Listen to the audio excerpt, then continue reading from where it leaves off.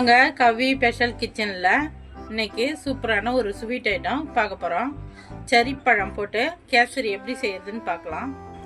செரி பழம் கேசரி செய்ய நம்ம அதுக்கு தேவையான பொருள் எடுத்து வச்சுக்கிறோம்.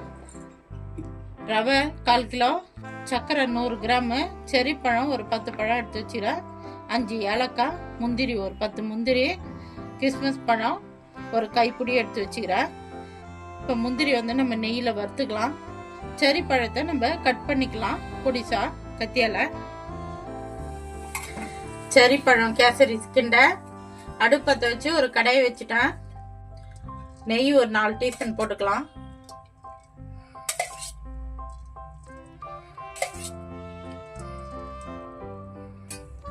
முந்திரி நெய்யில வறுத்துக்கலாம்.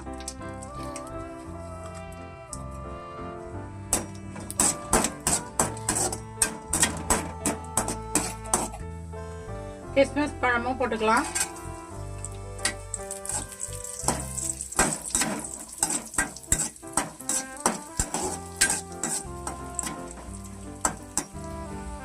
இப்ப வறுபட்டுச்சு, நம்ம எடுத்துக்கலாம். இந்த நெய்யிலே நம்ம ரவை போட்டுக்கலாம். 1 கப்பு ரவை போடுறேன். தீ கம்மியா வச்சு நெய்யிலே வறுத்துக்கலாம் ரவைய. ரவையை வறுத்தாச்சு நெய்யில. ரவையை நம்ம எடுத்துக்கலாம். 1 கப்பு ரவைக்கு 3 கப்பு தண்ணி ஊத்திக்கலாம். நீங்க எந்த கப்புல ரவை எடுக்கிறீங்களோ அந்த கப்பால 3 கப்பு தண்ணி ஊத்தணும்.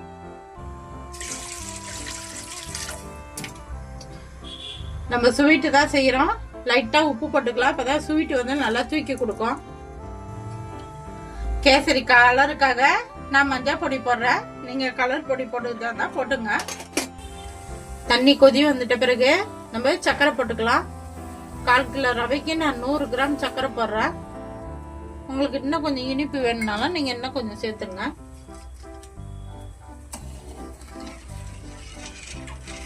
சர்க்கரை கரையிட்டோம். 5 ஏலக்காய் நம்ம தட்டி போட்டுக்கலாம். தண்ணி கொதி வந்துச்சு. இப்ப நம்ம ரவையை போட்டுக்கலாம். கொஞ்சம் கொஞ்சமா கொட்டுங்க. ஒரே மொத்தமா கொட்டிட்டீங்களா கட்டி முட்டியமா ஆயிடும். கிண்டி விட்டுனே இருங்க, இல்லைன்னா அடியில போயிட்டு அப்படியே கட்டி கட்டியா நின்னுடும்.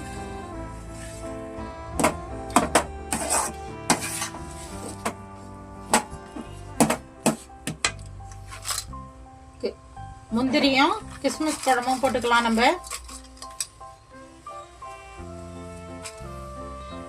செரி பழம் 10 பழம் கட் பண்ணி வச்சுக்கிறோம், அதுவும் போட்டுக்கலாம். தீ அடுப்பு கம்மியா வச்சிடணும். நெய் ஊத்திக்கலாம்.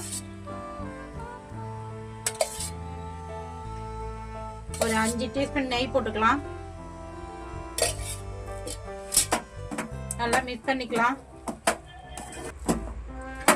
ரெடி ஆகி போச்சு. இப்ப நம்ம இறக்கிடலாம். வாங்க கவி ஸ்பெஷல் கிச்சன்ல இன்னைக்கு சூப்பரான செரி பழம் கேசரி எப்படி செய்யறதுன்னு பார்த்தோம். நல்லா சூப்பரா டேஸ்டா இருக்கும். குழந்தைங்களெல்லாம் செஞ்சு கொடுங்க. நான் எப்படி செஞ்சேன்னா அது மாதிரி செஞ்சு பார்த்துட்டு எப்படி இருக்குதுன்னு சொல்லுங்க. எனக்கு சப்போர்ட் பண்ணுங்க. நல்லா சூப்பரா இருக்கும். நம்ம சாப்பிட்டு பார்த்துடலாம்.